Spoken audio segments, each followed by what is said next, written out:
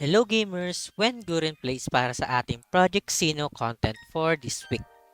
So, guys, we've tried several experiments including the Salmon team, which I included the Omega and other Salmon na talagang advantage kasi mataas yung HP nun. Pero it turns out na nag-fail ang ating experiment dahil hindi ganun kataas ang ating mga ginamit na Sinos. Pero sa ngayon, mag-i-stick muna tayo sa kung anong meron tayo, no? Mag-iipon tayo ng Soulstone and then i-upgrade natin yung mga remaining Sinos na pwede nating magamit. So ngayon, mag-grind na lang muna tayo, no? Oy, what a good position for Giant Blade, no?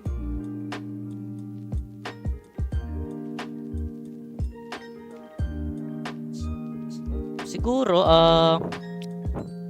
pag nakaipon tayo ng mga soulstone na kung ilan man yung kailangan natin, mas gugustuhin ko muna mag-guardian, no? Kasi nabuff nga yung guardian.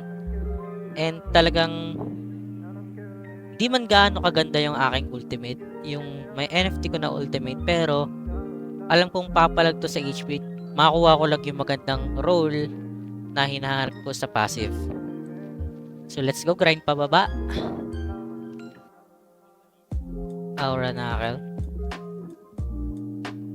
Lose streak ako nito, no? Dahil ngayon, sinubukan ko nga yung summon lineup. Pero hindi naging maganda yung resulta. Or talagang minamalas na tayo sa kalaban. Kasi for now, sinuswerte pa tayo na may nakakalaban tayong CPU eh. So, I don't think kung totoo man tong mga CPU na to. Ayun, nag-omega siya. Ba't naman ganun? Wala ka namang summon. Weird. Napaka-randomize ng tira niya, no? Siguro nga CPU tong mga ganito. So, pinagbigyan tayo, no? Ni Project Sino kasi lose streak tayo. Kawawa naman. So, babawi na lang tayo. Ayun, no? 3,168 na lang ang ating trophies. So, yung Arena 7 chest natin, may ilaw na color violet. Talagang aantayin natin yan at bibidyohan natin dahil first time natin makakuha ng ganyan. Yan, let's go. Oh, huy. Kaya natin to, guys. Ganda naman ng grappler niya, no? Yung gloves. Hindi ko alam kung anong tawag dyan, pero gusto ko nyan. Little Magician.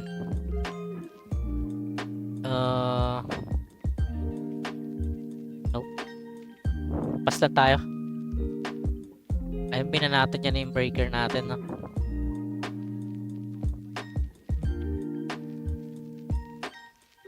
Try din tayo ng Tron, pero hindi rin naging maganda dahil nga hindi pa talaga maayos or fully develop ang ating composition. So Berserk and Kale muna tayo. Ayun, ramdam na ramdam niya yung damage. Inferno sa front, okay. May naman ganun, sir. Pero lumabas na Inferno niya, no? Hindi na siya makapag double kill sa likod. Nasaan ang ating Little Magician and Psychic. So stun na natin siya. And drop tayo ng Little Fighter.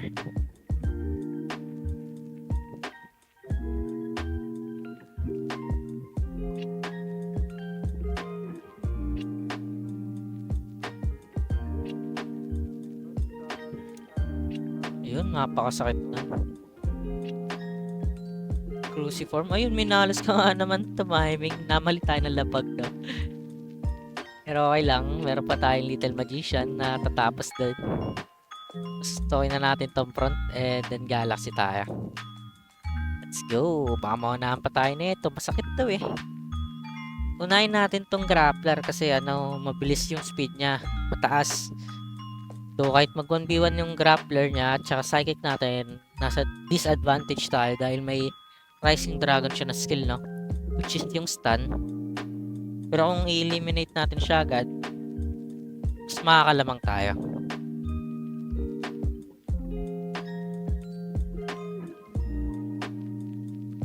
Okay, ang tagal niya mag-isip. Naubos na yung oras niya. Ayun, di ba? Nag-Rising Dragon siya.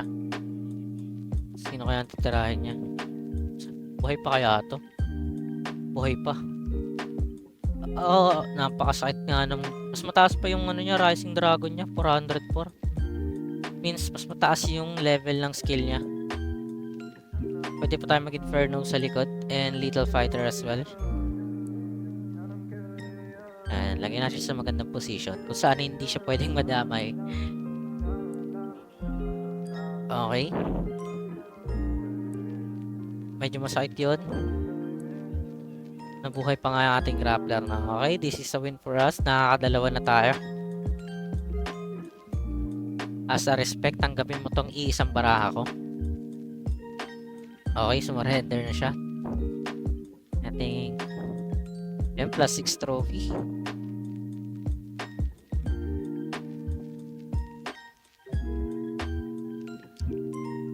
And 11 new coins. Let's go!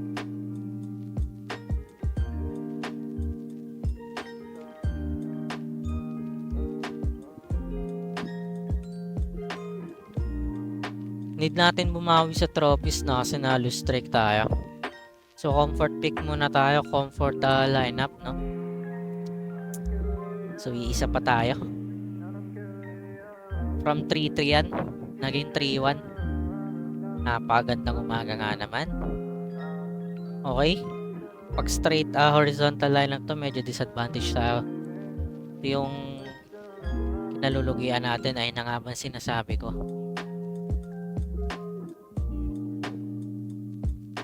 So, gale na tayo, guys. And, bawasan na natin yung likod. Energy gain, palong-palo siya next round, no?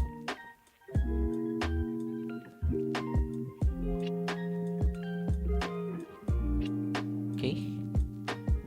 So, expect natin na mamamatay na yung psychic, no? Dahil may grappler siyang nakakatakot sa likod.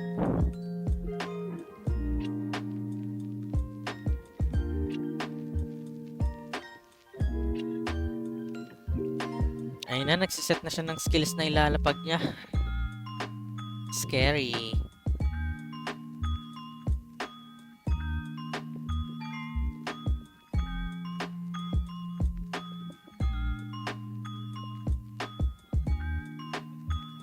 Okay, Predator B. Okay, nag-energy gain ulit siya. Anong pinaplano mo, sir?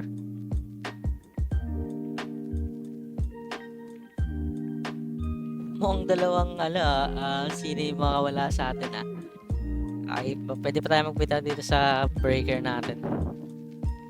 Magkikrit to for sure.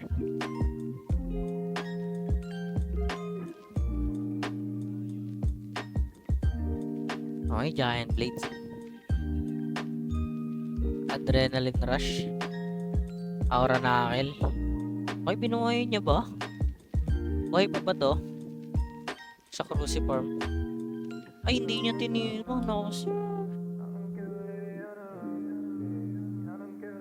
Okay lang. Yung core damager natin na grappler, hindi pa masyado. Nasa 75% siya.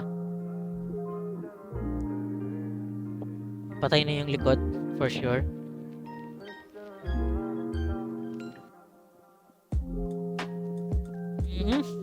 Masakit to, sir.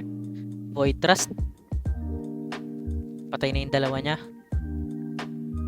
Uy, nabuhay pa nga. Magsasayang pa tayo ng energy sa kanya. Pero wala tayong choice eh. So, Little Fighter na tayo sa taas. Papatay niya na yung Psychic for sure.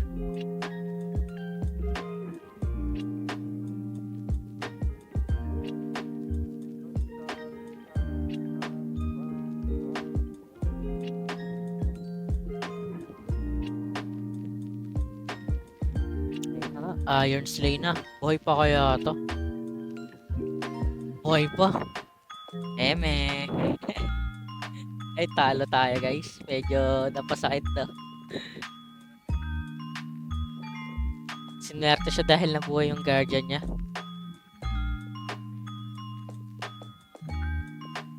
Sige, last one, no? Last one na ba? Na-scam ako palagi ng last one eh. Pero what's good in this lineup is kaya niya mag-sustain sa ganitong elo lang. Eh, yun naman ang habol natin for now dahil hindi pa kaya pumalag ng ating sino if talagang habulin natin yung nasa taas, no, yung nasa leaderboard. Talagang pa soul stone muna tayo ngayon, pa level muna tayo ng cards as well as our sino. So, summon, medyo masakit yan na tayong AO Berserking Gale lang ang meron tayo, pero aatake na ang kanyang mga bulinggit.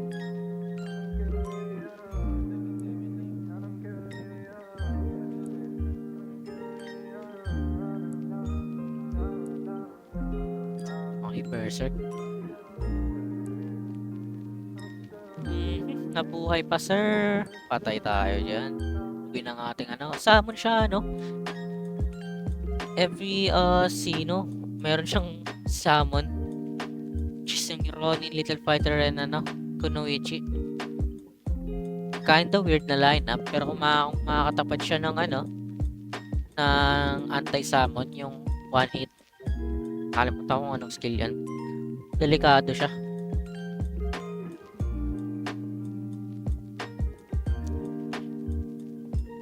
So this is the reason then kung bakit tayo merong Giant Blade. Ayun, diba? Napaka-convenient niya. Pero magpaalam na tayo sa ating Psychic. The Magician, good position.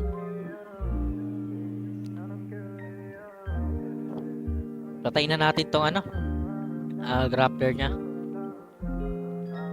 Pero mabubuhay pa to sa hindi to mamamatay sa lang, Mach Punch lang. I-dalawa na natin to and isang yan. This is the best shot din, I think. Pero dapat hindi ko binuhos totally, meron naman tayong Little Thunder, pero ang habol kasi natin is hindi na siya patirahin.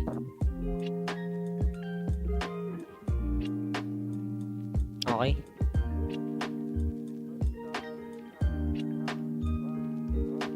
Ganda ng tira natin, Napaka-convenient ng Galaxy pero buhay pa. Meditation. Ako, para saan mo gagamitin yan, sir? Ronin, okay. I think this is a win for us, 3-1. Na natin pakialaman yan.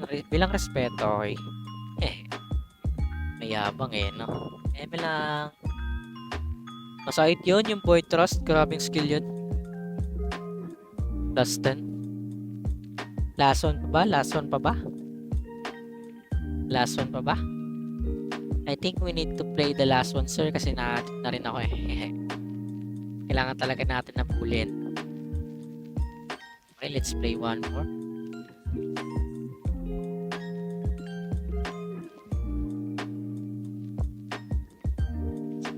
Sa last one natin, baka dito pa tayo madali.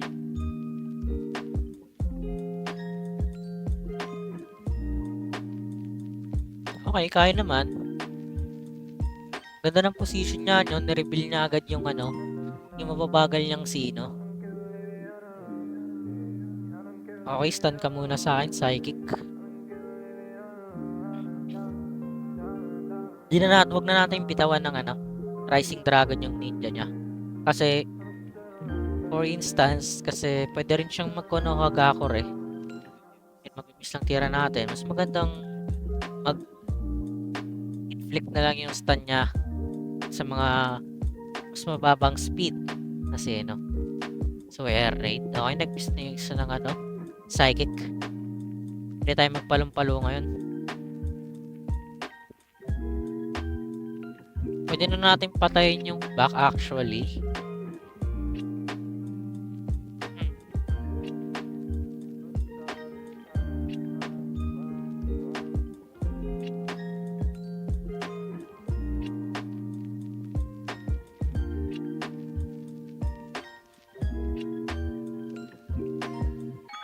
Likod na lang natin to. Okay, natakot na siya gamitin yung psychic niya, ano. Mind games talaga. Berserk. Okay, buti ulit tayo nag-summon. Nag-giant blade siya. Ngayon, wala na siyang pangatake sa likod other than Kale kung meron man siya.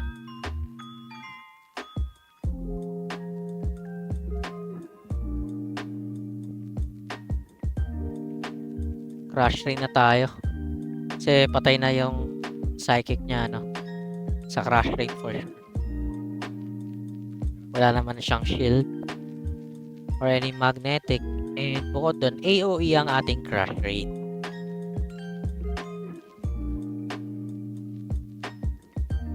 Nakatipid tayo. Uhoy! Tinalang mataas HP ng Little Magician natin.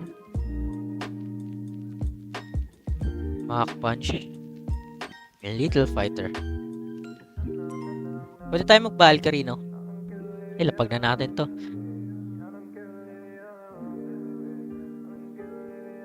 Risk yan yung Valkyrie, no? Kasi nas nauna yung ninja niya. Pwede nang pinatay. Kung pinatay niya na agad, di na tayo makapag-Valkyrie. Okay, masakit yung Gale. Air raid, okay lang. Nakapagsama na tayo ng Valkyrie next round, no? Patay na to sa Mach Punch. And Aura Knuckle. Pinaka-good move, no? Kung naka-Avenger siya, I think we need to eliminate the Breaker first. Pero since wala tayong stun, wala rin naman tayo magagawa doon.